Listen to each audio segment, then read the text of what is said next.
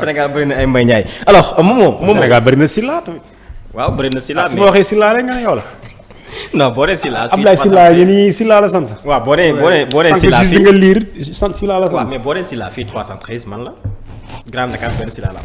Momo. waaw sànq yaa ngi koy junj muy maître Bamba Cissé. texte bi nga xam def na ko. dina xamal ni lundi bi nuy dëkk ma incha allah. kii di Ousmane Sonko dina porte plainte jëmale ko rek ci ki nga xam ni moom moo di Madiambal Diagne alors si texte boobu mu ngi nuy xamal ni il a été constaté depuis quelques jours des attaques systématiques et injustifiées parfois même injurieuses ou séditieuses sans lien avec la critique objective de la gestion du pouvoir contre le premier ministre Ousmane Sonko, président du parti Pastef Les Patriotes. Ces faits sont constitutifs pour l'essentiel d'infractions réprimées par notre dispositif pénal. En tant que citoyen, le premier ministre Ousmane Sonko, président de Pastef Les Patriotes, entend par le biais de ses conseils user de son droit de saisir justice. Sous ce rapport, une plainte sera déposée dès lundi 22 août 2024 au parquet de Dakar contre Madiambal Diagne, notamment pour diverses infractions. Monsieur Sonko reste indifférent aux dites attaques, mais son pôle d'avocats entend assurer son rôle de veille et ne tolérer plus aucune dérive non motivée par des considérations politiques commises au détriment de leurs clients et constitutif d'infraction à la loi pénale sénégalaise sans réaction. mu nekk texte boo xam ni kii di maître Ngagne Demba maître Bamba Cissé moom moo ko daa def dimale ko rek ci kii di Madiambal Diagne. dina xamal ni kàddu yi ñu daan yëkkati ay critiques yoo xam ni daanaka laalewul dara ak wàllum politique. jëmale ko rek ci seen client di Ousmane Sonko njiital Pastef ñoom jàpp nañ loolee duñ ko nangu lundi bi incha allah dina dem déposer li nga xam nag moo di plainte contre kii di Madiambal Diagne alors texte bi aussi. nan nga ko mën a jàngatee ak plainte bi nga xam ne annonce nañ ko si. oui defe naa ni annonce boobu l'avocat maître Bamba Cissé def. wax ne daal ñoom avocat yu Ousmane Sonko dinañu yóbbu ki nga xam ne moom moo di Madiambal Diagne ci kanamu yoon ndax dañoo jàpp ne dafa am kàddu yoo xam ne à chaque fois daf koy yëkkati. di kàddu yoo xam ne ñoom jàpp nañ ne ay injure la. wala kàddu yoo xam ne yu ay tuuma la bokk yoo xam ne daf koy teg ci kaw ki nga xam ne moom moo di premier ministre te kàddu yooyu laalewul dara ak gestion bi parce que tey le premier ministre ci biir gestion mën nga wax ne bon lii ni ñu koy defee teguwul ci yoon wala nga dénoncer yenn mbir yi mais ñoom dañoo jàpp ne kàddu yi muy yëkkati ça n'a rien à voir ak mbiru gestion bi mais parfois dafay nduru ay injures yoo xam ne daf koy teg ci kawam ci kàddu yooyu defe naa un maître Bamba Cissé c'est un avocat suy wax ne ces faits sont constitutifs pour l'essentiel d'infractions réprimées par notre dispositif pénal même si ñoom joxewuñ détail waxuñu ci yan mbir la ñu bëgg a toppee ki nga xam ne moom moo di Madiambal Diagne mais daal wax na ne am na yenn ci kàddu yoo xamante ne jàpp nañ ne li Madiambal Diagne wax war nañ ko cee mën a topp ci kanamu yoon donc peut-être ñoom bis bu ñu duggee dans les détails dinañ ñu wax mais man gëm naa ne lu mel ni diffamation xam naa ne du ma seetkat du ma bu xaaba mais xam naa ne diffamation moom du ñàkk ci chef d'accusation yi nga xam ne ni bëgg war nañ ko teg ci kaw ki nga xam ne moom moo di Madiambal Diagne ci sortie yu bëri yoo xam ne jot na ko def bokk na ci bi ma si gën a bàyyi xel et ça revenir na au moins 2-3 fois ci ay tweets yu Madiambal Diagne mooy mbirum enrichissement illicite bi muy jiiñ ki nga xam ne moom moo di le premier ministre mooy à chaque fois Madiambal Diagne ci ay waxam dafay wax ne Ousmane Sonko c'est am na foo xam ne milliardaire am na foo xam ne dafa wax multimilliardaire am foo xam ne ci mbiru par exemple déclaration de patrimoine bi et am na quelques ci ay publication yoo xam ne jël naa ko bii mi ngi wax on peut se demander si cette salve sur le port du voile n'est pas un stratagème pour distraire l'attention sur le fait que Sonko, en dépit de ses grandes promesses, n'a pas encore suivi le président Bassirou Diomaye Faye pour publier lui aussi son immense patrimoine de fonctionnaire. am na aussi beneen buy wax ne les députés de Benno devront finir par comprendre tout cela procédé du dilatoire que le premier ministre Sonko ne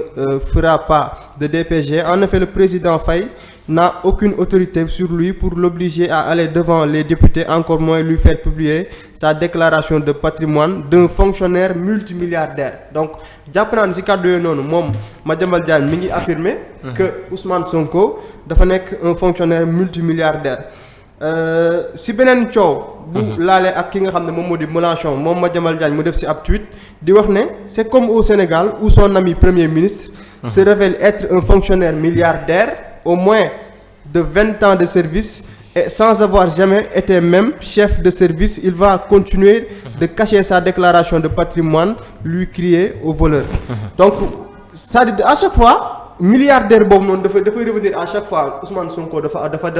def enrichissement illicite. man gëm naa ne peut-être am na yeneen ñu ko bëgg a toppee mais mbiru diffamation ci loolu warul mën a rëcc. bii mi ngi wax quel cynisme c'est à cause de ces escapades et de ces appels à l'insurrection que ces gens ont été victimes parce que fii li waral mu doon tontu. mooy Ousmane Sonko réunion bi amoon këram. ba ñu ko doon signaler kaw ñaari jeunes yoo xam ne mooy ki ñu doon bal ci bopp ak yeneen ak yeneen. ba moom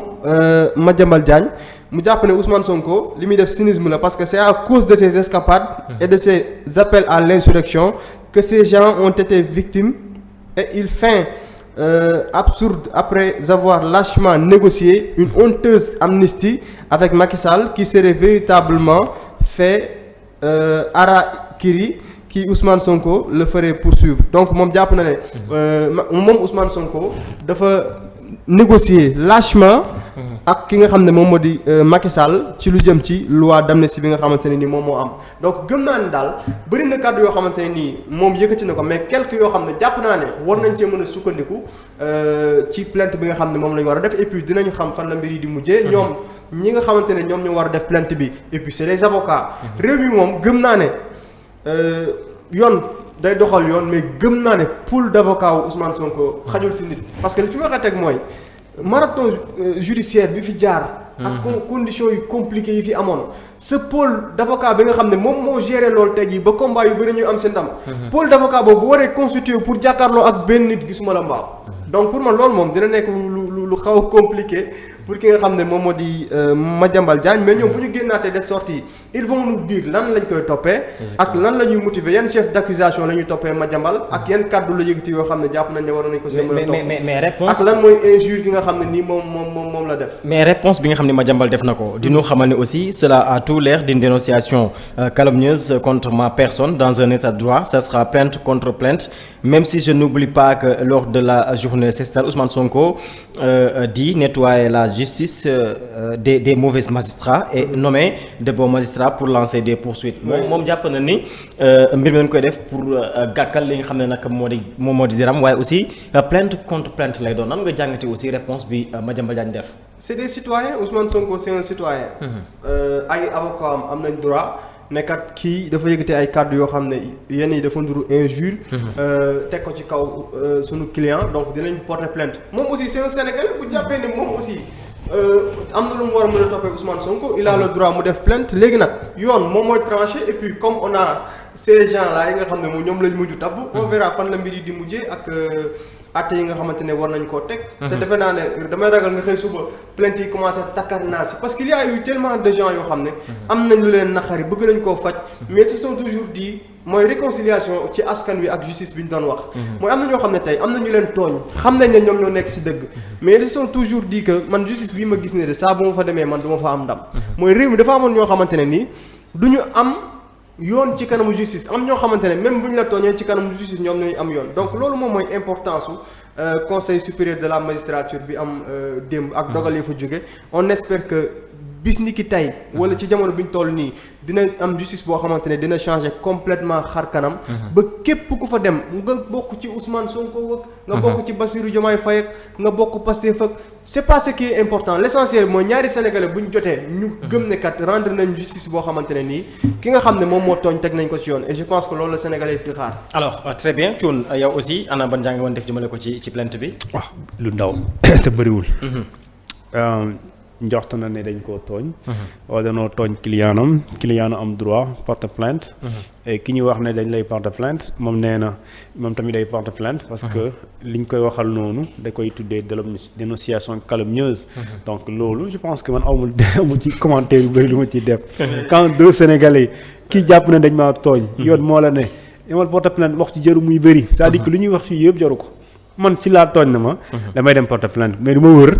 Africa 7 ma wax ko. Sen TV ma wax ko 2S ma wax ko loolu guddal maanaam sonal nit ñi ci wax la. li fi am mooy